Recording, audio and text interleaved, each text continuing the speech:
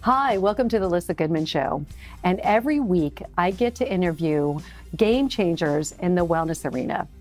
Today I have a very special lady, and she has a guest with her that I can't wait to talk to. But Lauren Rashap has been in the business, a clinical nutritionist, for 20 years. She was one of the first people that I got in touch with when I wanted to get into the nutrition business. So I would have to say she sort of spearheaded me in that direction because of the knowledge she has is absolutely incredible. And I am so happy to finally have you on the show, Lauren. And I am really excited to find out more about who you brought with you, because everything that you talk about him is everything that I believe in. Absolutely. And the way the future is going. And you mentioned something, I think on Instagram or social media, about how he has changed the way you practice nutrition. Absolutely. So almost a year ago, January 10th, I went to a conference and I first heard another big biohacker, I won't name names, and I was really kind of felt I knew everything, doing this a long time. He came on stage and said, okay, so how many of you do the keto diet? We're like very proud. So I'm like, yes. And he said, okay, diets don't work. And I proceeded to listen to this enigmatic transfer. I mean, this man is a disruptor in his field. And he really did completely change not only me, my clients, but I see the whole world of nutrition as something that I can now dissect and understand. Mm-hmm. Because what we do as nutrition, we guess. Right. Well, let's try this. Let's try this diet. Mm-hmm. And guess what? Diets don't work. And Naveen's going to tell us about Viome, which is one of the only diagnostics of its kind. I'm big on diagnostics. I know. But I have to then go 23andMe. I cross-compare everything. He is about to put it all in one platform. So he's going to tell you about the microbiome and the Viome and how it's going to put us in charge of our own health. Take it away, Naveen. Oh my God. Welcome, Naveen. So first of all, thank you very much for inviting me, and thank you, Lauren, for inviting me to be here.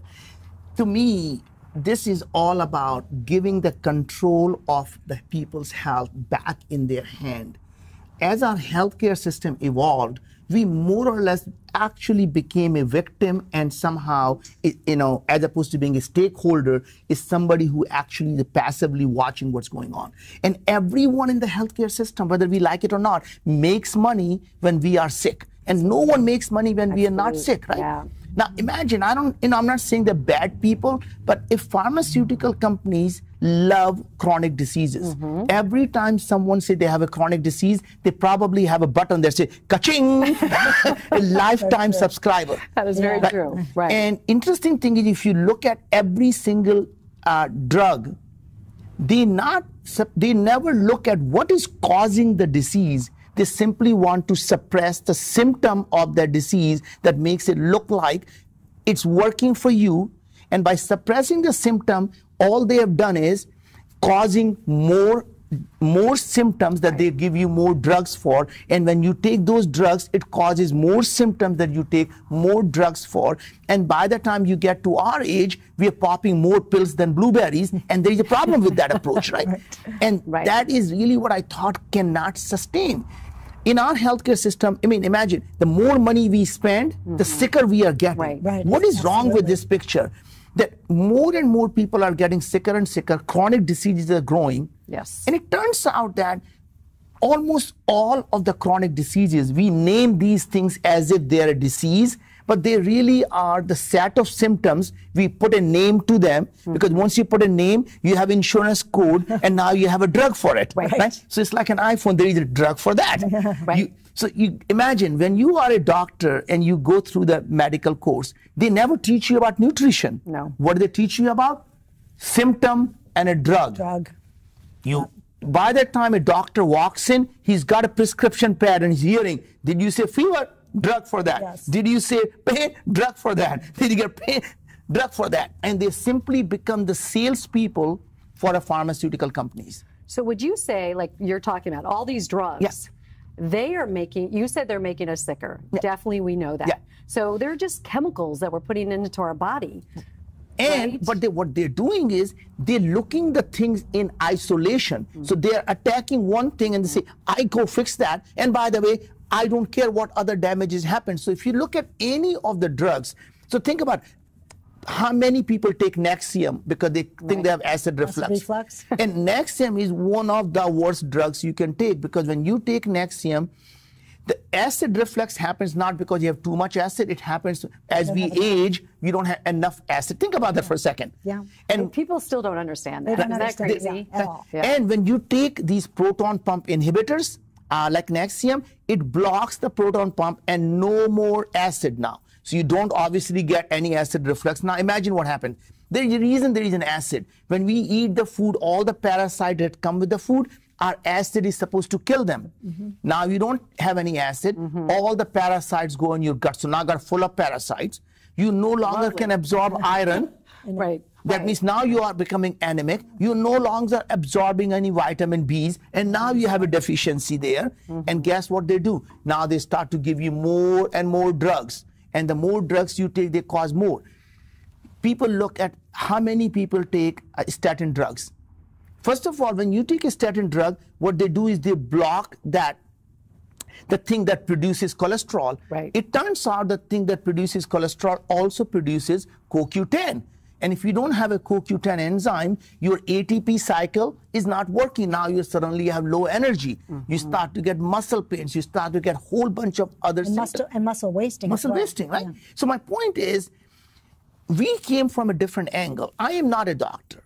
And the thing to me was, this is a problem that's big enough I wanted to solve. I felt that coming to this country, I came with absolutely nothing. I grew up poor. We didn't have food to eat. We didn't have a place to stay. And God has been so kind to us. The society has given me so much. And I knew the only way I can pay my debt back to the society is to do something that's going to help the society move forward. The things to solve the things that could help 1 billion people live better lives. I didn't do it because I wanted to make more money. I don't need any more money. What I need is to be able to say that I have been able to improve the lives of millions, hundreds of millions, and billions of people. And I found this amazing technology. So first, when I was researching in the science, in the healthcare, why do people get sick? I probably must have read thousands, if not 10,000 research papers. And it became clear that whether these things, chronic diseases, we call them Parkinson's, Alzheimer's, diabetes, obesity, depression, anxiety, autoimmune diseases, heart diseases, cancer, they all look different, they sound different, they all have the same underlying reason for them. Inflammation. The chronic inflammation causes chronic diseases, and chronic inflammation is caused by the imbalance of your gut. And it became clear when you look at the research, the Parkinson's starts in the gut 15 years before you see the first symptom. Wow. Right? So would you say that that's happening for most of these diseases? Right. They're starting way in advance. So interestingly, if you think about for yourself, your DNA never changes from the time you're born to the time you die. So when you do all these DNA tests, how could it be if you're not born with a disease that you develop a disease over time because your DNA has not changed? So something else changes. Never thought about that. What is that something else? Either your gene expression is changing or your microbes, which we are acquiring, is changing, right? And that to me was the key, that when you start to understand that the things that are happening is inside your gut. Remember, our mother used to say, listen to your gut, do your gut check. What did she know? Now, interesting thing is everything, exactly my point. And then we start to find out there is no such thing as universal healthy diet. So you can't say, Popeye said spinach is good for everyone. Everyone who eats healthy should eat spinach and broccoli, go on a gluten-free diet and a lectin-free diet and go on a... We've done it all. We have done it all. But here's the interesting one. Just because it works for Lauren doesn't mean it works for Naveen. And even if it works for Naveen today, it's not going to work for 3 months from now. Because your body is constant, your gut is changing and adapting as you change your diet. So you're talking about the gut, and it is the major part of where your immune system is. But inflammation's other places in the body too. So here's what happens. 70% of our immune system is across our gut lining. And our gut microbiome, so most people don't understand what that thing is. 40 trillion organisms living inside your gut. What's 40 trillion? Just to put in perspective, all the people on Earth are 7 billion people. If you had 5,000 different Earth, all the people combined living inside your gut. Wow. Imagine that for a second. Yeah, unfathomable. That's a little hard to imagine. Yeah. But imagine that now, that we believe we humans are so unique and so powerful. Yeah. Our human DNA that we get from our mom and dad produces only 20,000 genes. The stuff that's in our gut, 40 trillion of them, they produce 2 million to 20 million genes. That means we are less than 1% human, the things that we get from our mom and dad.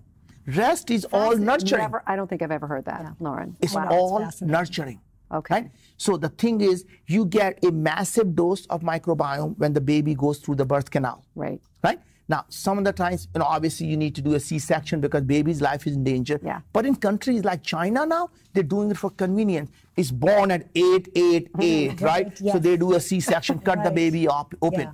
And even in our country, the C-sections are going up and up, right? Because people want convenience. For convenience. Saturday, I want to get it at 11 o'clock because it's my mom's birthday. You have to have a golf game or something, yeah. Exactly. So my point is, we are depriving, and one of the interesting research that I saw, which really surprised me is, and again, please understand, I'm not blaming anyone here, mom or anything, but the mom's microbiome during pregnancy increases the chance of the autism in the kid. So true. Right. So interesting thing is when you don't have right microbiome during the baby's development growth, because remember, your microbiome is producing the nutrients. It's producing all the things that you need for the body. And if it doesn't have the nutrients and the enzymes and the peptides and the growth hormones for the baby's development, whether it's a brain development or otherwise, during different semester, things are going to happen. Things are going to happen, right? So when you end up, unfortunately, taking antibiotics, it kills the mother's microbiome that impacts the child. Right. Right. And that's the reason they say, the nutrition during pregnancy is so important. But how do you know you're eating healthy? Because when you tell someone, eat healthy, what does it really mean? And how do you get that microbiome back to where it needs to be? So it's very interesting is there is no such thing as universal microbiome, right? So think of it, microbiome, as a Amazonian forest. Every step you take is a different ecosystem, yet everything is lush and green. That means you and all of us, our DNA is 99% the same. Every one of us, we look so different. 99% same DNA. When it comes to our microbiome, less than 5%. Which is very different. Crazy. Wow. And then we sit at the same dinner table and the food. And we eat the same food. Eat the same food. Right. Or we take the same probiotics or supplements, right? And that is the problem. Right. So we think about our smoothies too, right? We're putting spinach. We both can't have oxalates. So spinach, most people don't realize. Collards, no collards. That's right. Spinach has so much of oxalate. Yeah. And if your body, your gut cannot convert oxalic acid into something, detoxify it, then you end up causing harm to the body. Right? And that's the reason every food has these chemicals. And how does your gut is able to deal with that? What kind of enzymes? So what we do is very different. Yeah. We don't look at what organisms are there. We look at what they are producing. And that's the most unique thing. We found this technology came out of the biodefense work at Los Alamos National Lab.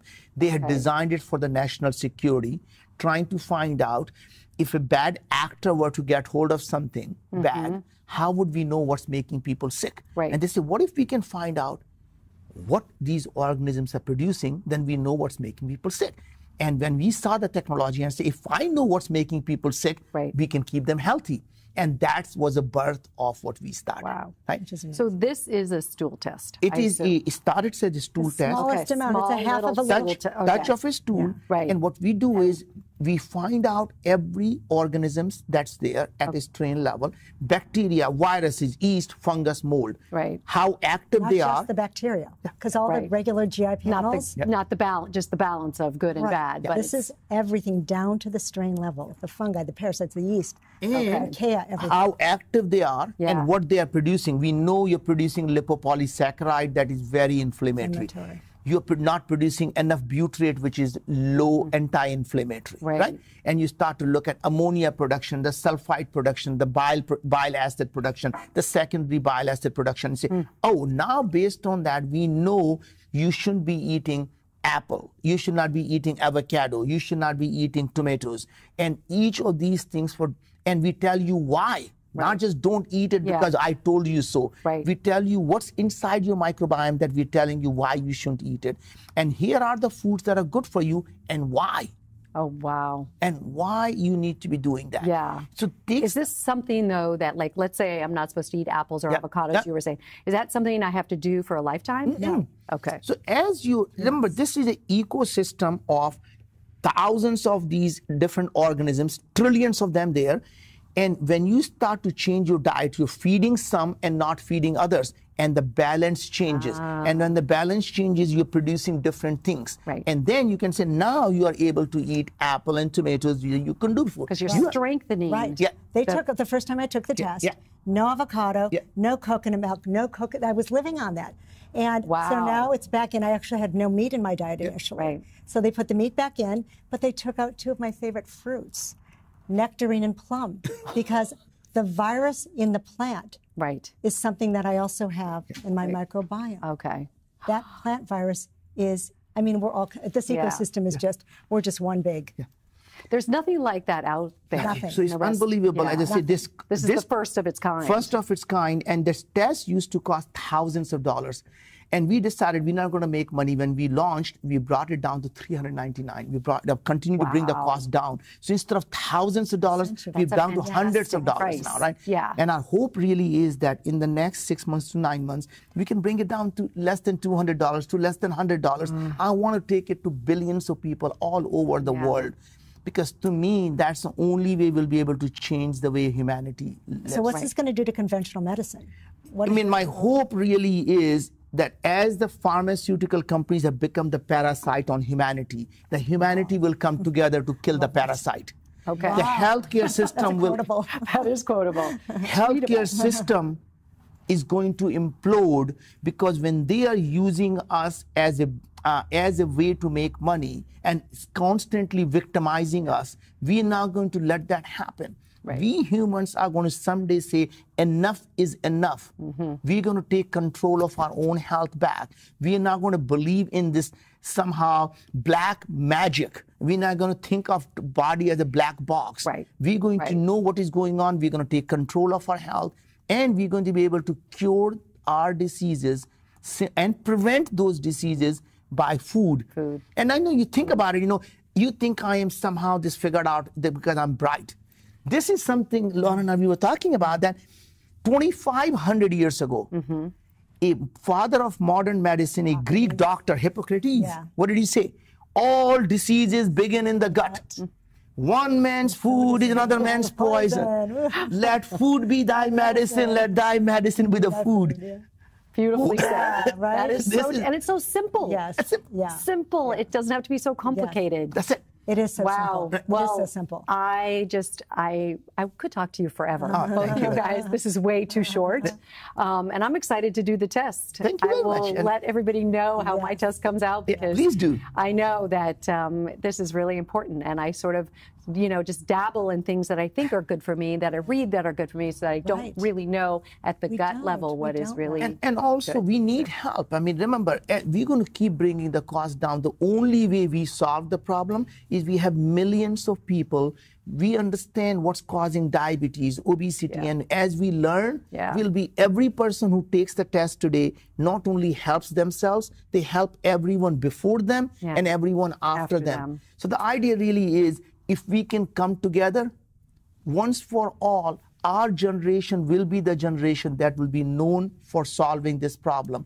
If we somehow take a punt at it, we're going to watch our children and grandchildren suffer. And I don't believe we are those people. We're going to make that happen.